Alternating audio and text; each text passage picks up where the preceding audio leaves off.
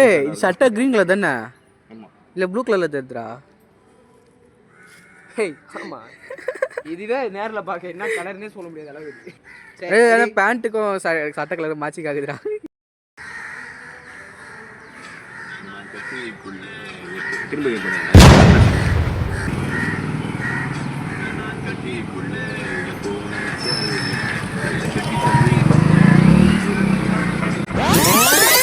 வேணாண்டி விட்டு விடடி நான் தவிச்சாக்கா தண்ணி குடுடி தாலி கட்டி கூடிக்கிட்ட சாமி குத்தங்காது முன்ன மேலூரு குறிகாரன் சொன்னாண்டி அடி கண்ணாள நமக்கு